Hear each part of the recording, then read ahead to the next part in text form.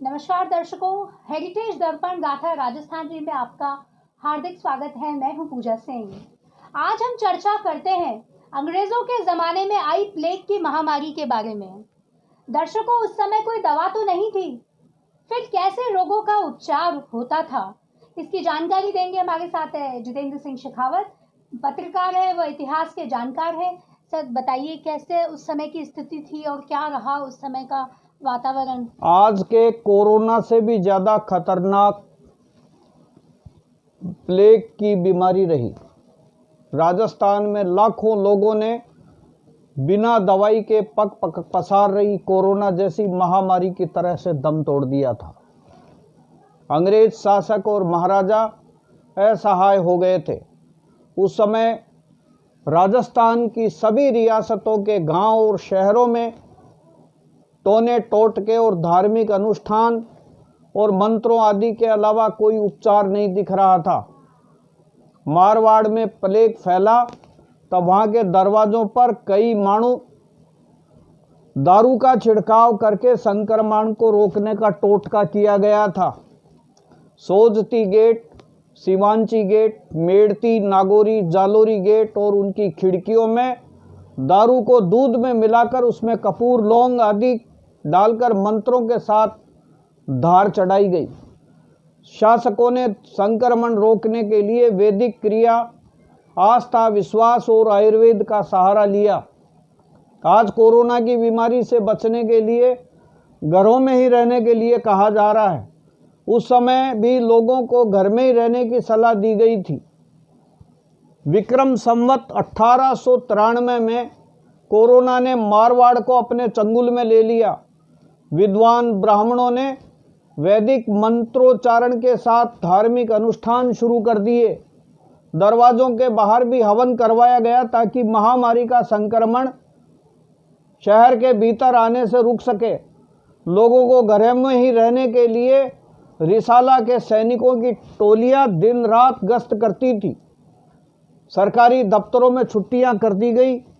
जोधपुर महाराजा मान सिंह ब्राह्मण विद्वानों की सलाह से आधी रात को मंडोर भैरू जी की पूजा करवाने के लिए गए। वहाँ सिंदूर, माला, गुलगुला, तेल, श्रीफल, सुपारी आदि का भोग लगाकर रियासत में आई महामारी को रोकने की प्रार्थना की गई। मान सिंह ने सबसे पहले अपने वजन के बराबर 8800 रुपये का तुला दान किया। रिकॉर्ड में लिखा है कि आज महाराजा जोधपुर ने दोपहर को तुला दान किया। जयपुर की ढूंढाड़ रियासत में भी वैदिक मंत्रों का सहारा लिया गया। महाराजा माधो सिंह और उसके खास हाकिम उस काल में हरिद्वार चले गए। धनाढ्य वर्ग ने बाहर अपने बाग बगीचों में रहना शुरू कर दिया। छूत का रोग होने की वजह से रोजाना सैकड़ों लोग चपेट में आते और तड़प तड़प कर दम तोड़ देते थे। सन 1850 से 1920 तक रोग का साया मंडराता रहा। जयपुर में बालचंद प्रेस ने महामारी से बचाने के लिए वैदिक मंत्रों और शास्त्रों का प्रमाण देते हुए कुछ मंत्रों के साथ यंत्र को मकान के बाहर लगाने की सलाह दी। जयपुर फाउंडेशन के सिया शरण लश्करी के पास मौजूद रिकॉर्ड के मुताबिक चौरायों का पूजन रोज होता था।